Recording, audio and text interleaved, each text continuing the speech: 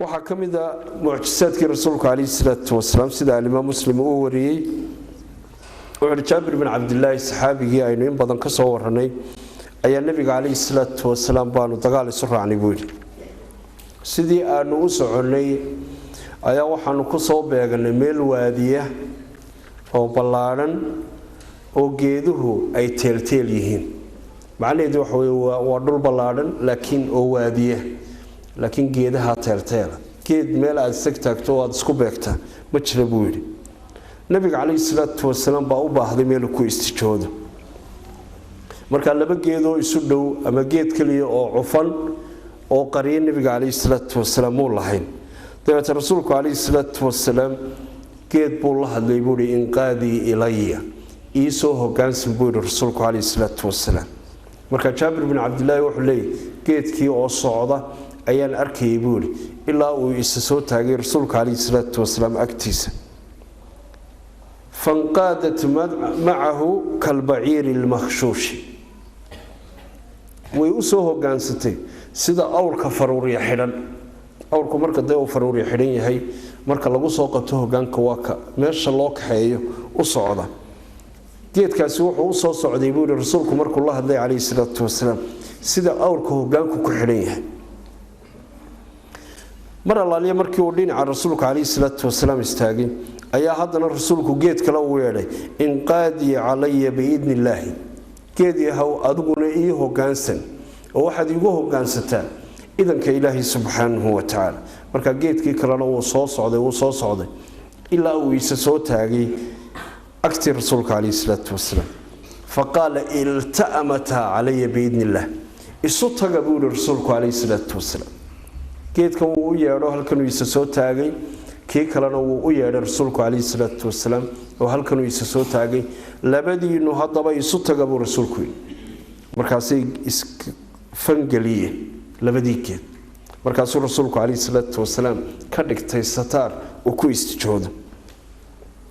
mar allaaliya markii uu rasuulku calayhi salaatu wasalaam uu dhammaystay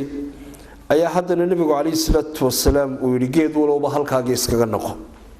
marka waxaan arkayay buu yidhi jaabir bin cabdillaahi geedkii oo socda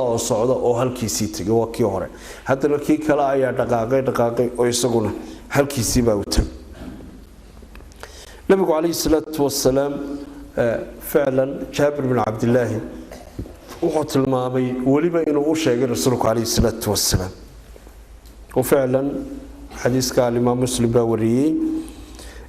iyada laftigeeduna waxa ay ka mid tahay mucjisaadkii rasuulka calayhi salaatu wasalaam waxaa kasii la yaab badnayd buu yidhi jaabir bin cabdillaahi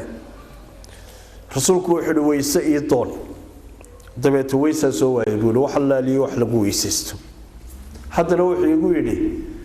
qayliyo waaryaa weysahayaa ku dhe buu yidhi rasuulku calayhi salaatu wasalaam haddana saxaabadii oo dhan baan la hadlo waasan ku yidhi waaryaa weysahayaa dabeeta qof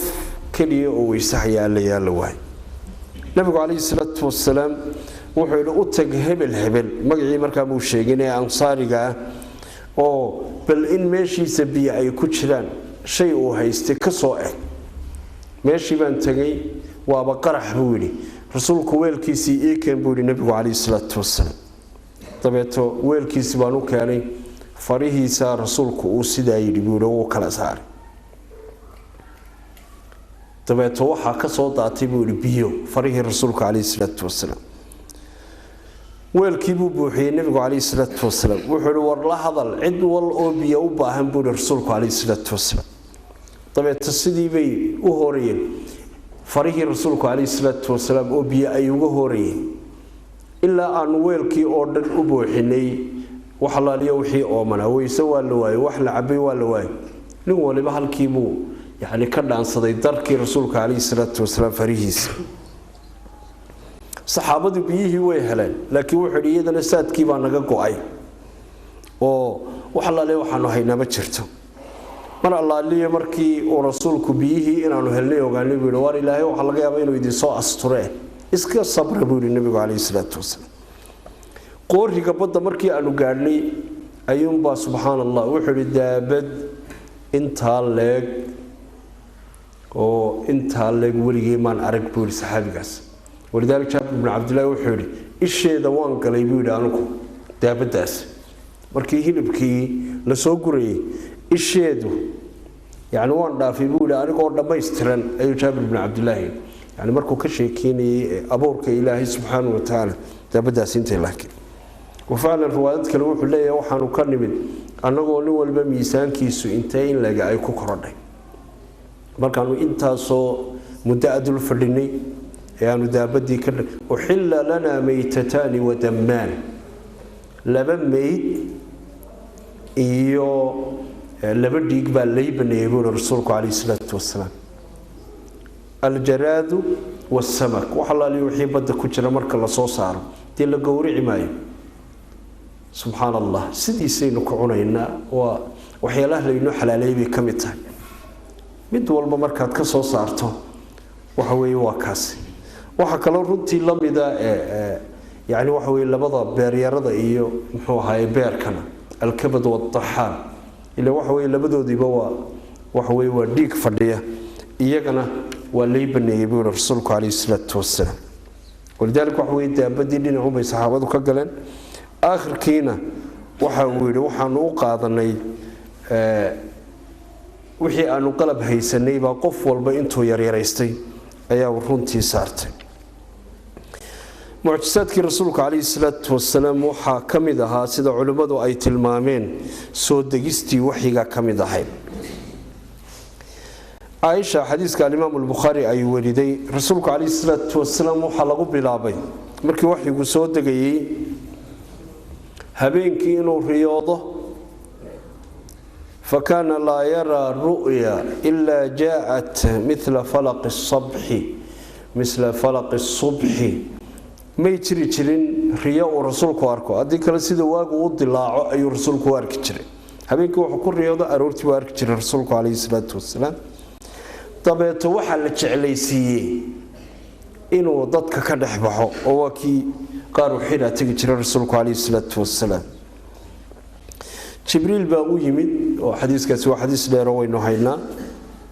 dabata nabiga calayhi salaatu wasalaam buu u yimid markaasuu boqoojiyey markuu u yimid faqaala iqra qaala maa ana biqaari dhowr goor buu rasuulka calayhi salaatu wasalaam ku akhriyay rasuulku waxna muu akhri jirin calayhi salaatu wasalaam ummi buu ahaa waxna muu qori jirin dabata markii dambe ayaa iqra bismi rabbika alladii khalaq خلق الإنسان من علق إلا لقى قارسيو صورة قيبتي ظهره أي رسولك عليه الصلاة والسلام لقوا آخري ولذلك رسولك عليه الصلاة والسلام مركي وقوري ستغي أي خديجة بنت خويلد وأتغي إساقوا له سميلوني إدداي رسولك عليه الصلاة والسلام وفعلا خديجة بنت خويلد waxay ku tiri wallahi la yukhsika Allahu abadan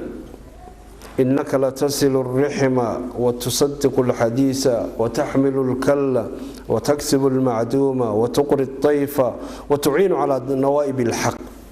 adiga ilaahay ku wajin maayo way rihimkaad xiriirisa yaani hadalkaad run ka sheegta kii jilicsan ayaa taban taabisa ka faqiirka ayaad u gargaarta indhaha ayaad qaboojisaa qofka martida ah ولذلك وحوي قفك أي دبات السماوي وكل عضو أياد أجر كرتابي كتر رسولك عليه الصلاة والسلام. تبت وحي يوجي سي ورقة بن نوفل خديجة بنت خويلد أي رنتي قرابة هاي وحنوها لين نصراني ودينتي نبي الله عيسى عليه السلام وجود بيسبوها يستي وحنو كأخرستي كتبتي أي رنتي لهاين ولذلك وحوي وحكويدي وحي من موسكي معناه ذو وحوي وحتى النبي إلهي سبحانه وتعالى وصدري ليتني كنت جدعة ما هذا جدع وحوي وأرجع غير حوق معناه ما هذا نندل يرى وحوق ما أنت سويدي ليتني أكون حيا الله إليه جيجي ما هذا من نور إذ يخرجك قومك مركي تلقى كساريان حدانا هاي نول وحوق ما لنتاسي وانكو قرقاري لها بكل رسولك عليه الصلاة والسلام حديث قال انت بخاري مسلم باوري رسولك إلى أمي الله يساريا قال نعم waa lagu saaraya waa lagu colaysanaya qof adiga oo kala ah oo ambiyadii kamida oo xaq la yimid oo aan la saarin oo aan dibadda loo tuurin oo aan la colaysan ma jiro ولذلك هو عائشة حديث كارنتي بخاري مسلم باوريي انت رنتي مهمكنا waxa ay tahay rasuulku isagoo ka waramay عليه الصلاه والسلام oo leeyidi waxyigu sidee buu kugu yimaada mararka qaar kood ka salsalatil jarasi sida codka jalaska xoog loo qaraacayo oo kale xiriirkiisa ayay ugu soo dagaabay rasuulku عليه الصلاه والسلام markaas qaylada yani xoog aan magarata ilaa la kala jaro yani waxa way codkaasi jahwari aad xoog badan weeyaan buu rasuulku عليه الصلاه والسلام mararka qaar koodna si toos ah ayaa malakul jibriil uu ila hadli jiray isagoo yani waxa way aan arkay buu oran jiray rasuulku عليه الصلاه والسلام laakiin culays ayaa isaarmi jiray buu rasuulku عليه الصلاه والسلام waxa uu rasuulku ka waramay xadiiska uu Bukhari uu wariyay in Jibriil oo arkay isagoo oo samada iyo dhulka kursi dhigtay oo sidii Ilaahay subhanahu wa ta'ala uu abuuray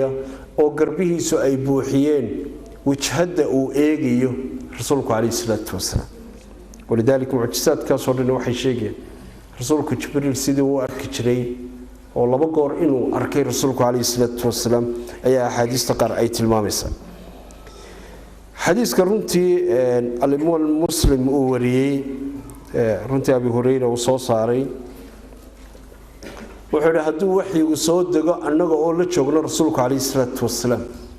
qof muu awoodi karin inuu dhaqaaqo waxana wada haystay buu culays hatta inta ka agto waxyigu markuu soo dagay qof dhaqdhaqaaq karay muu jiri macnaheedu waxa weeyse qof walba in miisaan la saaray xadiiska kale runtii Muslim uu wariyay Ubaada bin Samit waxa uu leeyahay rasuulku عليه الصلاه والسلام marka uu waxyigu ku soo dagayo wajigiisa يعني culays ba fuuli jiray ila didid kooskuusan oo macnaheedu waxa weeye culayska aad ka dareemayso rasuulka didid ba ka isa soo wada taagi jiray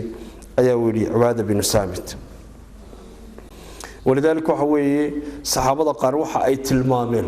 in hadii gacmaha rasuulka ay midalan gacani ag joogto ama lugta ay lugu ag joogto in ay kamid ahayd inuu qofku islaahdo lugtu taloomiye ku jabaysa ama soo ay burburaysa oo kale ayay runtii saxaabadu tilmaameen waxa kamid ahaa mucjisaadkii rasuulka عليه الصلاه والسلام maalmaha kamid ah ayaa ninka loo yaqaano sida Imam Muslim uu wariyay Abu Jahl oo ficlan lil had adag oo dhiiran oo dagaal badan oo hawl badan buu ahaa sidaynu in badan sheegnay Abu Jahl warma iran ka yar ba maanta ayaynu maanta Quraysh oo dhan wareeriyay ayaa ereygiisa kamid ah bal aniga maanta igu eega waxaan Maxamed kala yeelay marka laba goor mid waxa wariya al-Khasa'is al-Kubra al-Imam as-Suyuti fi kitab al-Khasa'is al-Kubra limu'jizat ar-Rasul sallallahu alayhi wasallam marka kan intuu soo dhaqaaqay ayaa Abu Jahl markuu soo gaaray rasuulka عليه الصلاه والسلام rasuulkii oo hadda tukanaya ayuu dib u soo cararay dabata way la yaabeen war Abu Jahl Abu al-Hakam bay markaa oran jireen ninkaagii hanjabayay qayladiisa aad maqlaysay maxaa kugu dhacay ee dib ugu soo carartay wuxuu yiri aniga iyo isaga ma arkaysaane waxa noo dhaxeeyay waadi buu yiri ulka ka baxaya adiyaabayso hadii buu yiri aan ku dhawaan lahaa aan isleeyahay markaliya ayuu ku leefi doonaa ولذلك رسولك عليه الصلاه والسلام وكور رمي حديث كاس الصحابه وشيء لو دنا مني هدو ايسو دوان لها لاختطفته الملائكه عضوا العضوه maalintaasi malaa'igta diyaar ahayd oo hadii uu ii soo dhawaan lahaa waxa weeye xubin ayaa loo qaadi lahaa Abu Jahl loo kala goosan lahaa ولذلك waa markii ay soo degtay kala innal insana la yatqa riwaayada kale waxa ay oranaysaa ee ku sugan fi Khasa'is al-Kubra Abu Jahl ayaa yidhi haddaan maxamed sababun u helayo ana idinkaga filnaan lahaa walidaalka waxaa la yidhaahdaa hadalkaa markii uu yidhi shalay oo kale ayaa maanta waxaa yimid nin caraba oo reer bani iraasha ninkaas wuxuu leeyahay waar waxaan ahay nin miskiina waar waxaan ahay nin jilicsan waar waxaan ahay nin martiya abuljahl ninka loo yaqaano ayaa xoolo iga qaatay abulxikam buu markaa leeyahay waa ninka ayaa inuu damiir loo ninkaa iga qaaday rasuulka calayhi salaatu wasalaam oo meel ku tukanaya ayay ninkii way odhan war ma doonaysaa ninkaa cid wax kaaga soo qaata ninkaa halkaa ku tukanaya ninkaasuu u tag rasuulka calayhi salaatu wasalaam markaa waa markii tiro yaroo kooban oo ka yar 39 ay rumeeyeen rasuulka calayhi salaatu wasalaam halkii buu ugu tagay ayuha rajulu saalix maaha nin muslima oo ninkaaga wanaagsano ada abulxikam wax ka qaadi karaya kaalay kaxee rasuulku calayhi salaatu wasalaam gacantuu buu qabto in la keen buu yidhi quraysh oo dhanina markaasay daba dhaqaaqday bal maanta waa kii abuljahl shalay lahaa haddii maxamed sababuun aanu helo ana idinkaga filnaan dooneen bal maanta iyadoo rasuulka calayhi salaatu wasalaam uu doonay oo uu gaar u doonay bal aynu eegno albaabku ku garaacay rasuulku calayhi salaatu wasalaam man maxamed bin cabdillaahi rasuulullah oo maxaad doonaysaa yaa maxamed waa ninkan miskiinka ee reer bani iraashiyeed lacagtiisii qaadateed iska haysateed xoogga ku haysato soo sii buu yidhi rasuulku calayhi salaatu wasalaam abuljahl ayaa lacagtii oo dhammaystiran oo aan baysteyn ka dhinnayn ayuu nebiga calayhi salaatu wasalaam yidhi khudhu yaa maxamed maa kunta jahuula maxamedow lacagtii waa taasi way dhammaystiran tahay maad ahayn mid baydhbaydhe ah qaad buu yidhi rasuulku calayhi salaatu wasalaam ku yidhi dabeeta rasuulku intuu qaaday ayuu ninkii reer bani iraashay u dhiibay walidaalka waxa weeye sidii buu ku tegay nebigu calayhi salaatu wasalaam marka nimankii quraysheed baa ku yidhi waa ninkaagii shalay oo dhan wareeriyey ee maxamed haddaan arkiye maxamed hadduu halkaas soo mariyo waxaa akhriyay waa maxay waxaan yani mushkiladdu halkee ka dhacday haddaad arki lahaydeen buu yidhi ninkaasi wixii la socday ee ag socday buu yidhi markii lacagta uu i weydiinayay ilamaydun yaabteen buu ku yidhi wafaclan wahada min mucjisaati rasuuli illaahi sala allahu calayhi wasalam wasalaamu calaykum waraxmat ullaahi wabarakaatu